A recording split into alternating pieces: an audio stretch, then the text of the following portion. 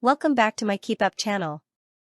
Putin's suicide tank attack. Russia packs remote control tank with 6 tons of explosives and drives it up to Ukrainian soldiers before detonating it in massive fireball as counteroffensive is paused. Russian soldiers are packing tanks with explosives and remotely driving them at Ukrainian trenches before detonating in massive fireballs as part of a terrifying new tactic in the Ukraine war. It comes as Kiev is forced to pause its counteroffensive in the south of the county amid heavy losses of Western armored vehicles, according to the Wall Street Journal. And terrifying new video footage from Donetsk shows the remotely controlled T-54 laden with 6 tons of explosives lumbering towards the Ukrainian trench this week. As the Ukrainians unleash a wall of fire, the suicide tank hits a mine and slows down. A Ukrainian soldier then hits it with a rocket, blowing the tank up in a massive fireball. Despite the tank being halted approximately 200 feet from the Ukrainians, it is likely the huge pressure wave from the explosion killed some soldiers. Russia has used the tactic at least twice before, although this is the first time the explosion has been caught on camera. On this occasion, Russian propaganda channel Romanov claims that Moscow stuffed the tank with 6 tons of explosives before attempting to blow up Ukrainian soldiers by sending it to Kyiv territory using autopilot. However, the ISIS-style tactic backfired when the remotely controlled suicide bomb blew up on a landmine around 100 meters from the front line. The T-54 was then finished off by a Ukrainian RPG, triggering the massive explosion. The Russian Defense Ministry has claimed to have used this potentially devastating method of destruction on at least one occasion before, declaring on Saturday that its soldiers had packed an MTLB full of explosives and driving it at Kiev forces. Moscow claimed that it resulted in significant losses, but this is unconfirmed. They posted footage of soldiers filling the tank with explosives ahead of sending it towards Ukrainian troops. The terrifying experiment of kamikaze drones and suicide tanks comes amid Volodymyr Zelensky pausing his counter to avoid huge losses after Russian helicopters helped destroy dozens of Western armored vehicles, the Wall Street Journal reports. After entering a second week of demanding counterattacks, Ukraine appear to be hitting heavy resistance in their battle to liberate Russian-occupied land which has brutally been snatched off them across a 16-month invasion.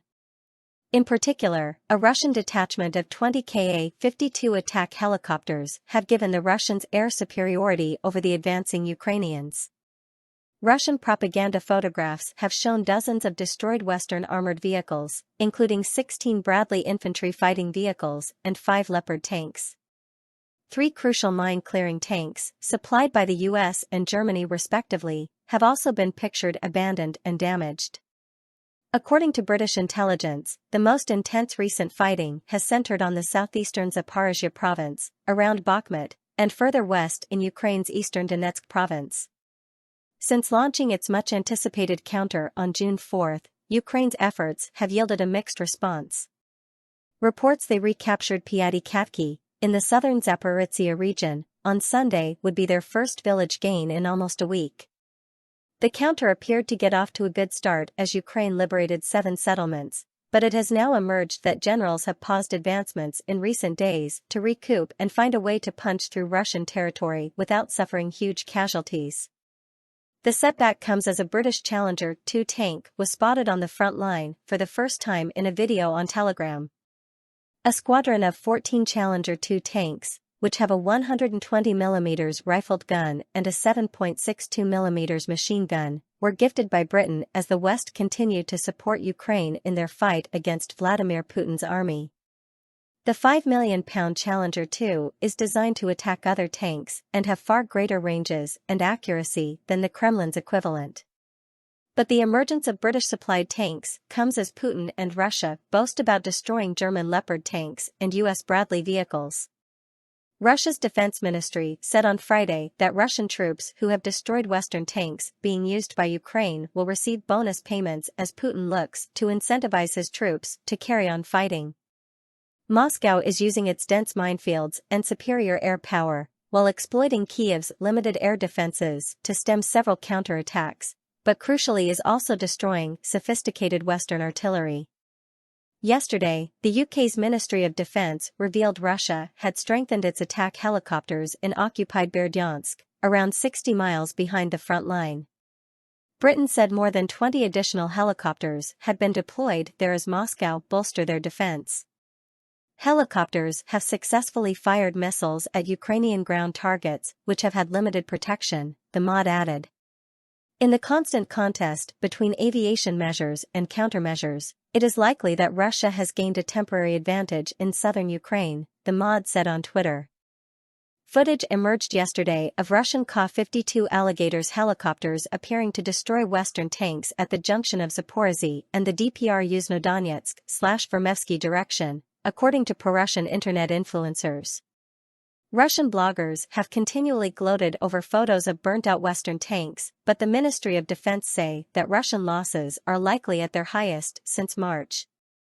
Both sides are suffering high casualties, with Russian losses likely the highest since the peak of the battle for Bakhmut in March, it said.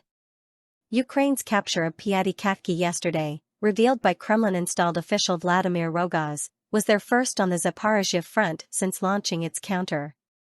Moscow later denied it had been recaptured.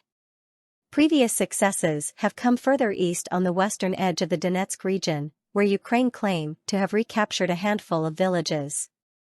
Rogaz said that Kyiv had suffered heavy casualties in waves of attacks before recapturing Pyatikavky. Fighters from the Ukrainian armed forces have gained a foothold in Pyatikavky and pulled up their reserves, he said. Russia's defense ministry said Sunday that it has repelled Ukrainian counterattacks on 3 sections of the front line in Zaporizhzhia region. Meanwhile, the Ukrainian military said in a regular update on Sunday morning that over the previous 24 hours, Russia had carried out 43 airstrikes, 4 missile strikes, and 51 attacks from multiple rocket launchers. According to the statement by the General Staff, Russia continued to concentrate its efforts on offensive operations in Ukraine's industrial east, focusing attacks around Bakhmut, Avdiivka, Marinka, and Lyman in the country's Donetsk province, with 26 combat clashes taking place. Donetsk Regional Governor Pavlo Kirilenko said that 2 civilians had been killed, with a further 3 wounded in the past day.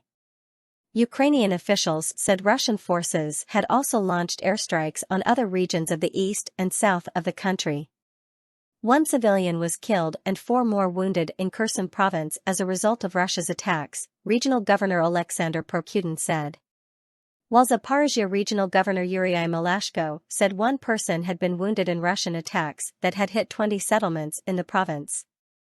Serhiy Brachik, spokesperson of the regional government in the southwestern Odessa province, said Ukrainian forces destroyed a very significant ammunition depot near the Russian-occupied port city of Henichesk in nearby Kherson province. Our armed forces dealt a good blow in the morning, Mr. Brachik said in a video message on Sunday morning, posted to his Telegram channel.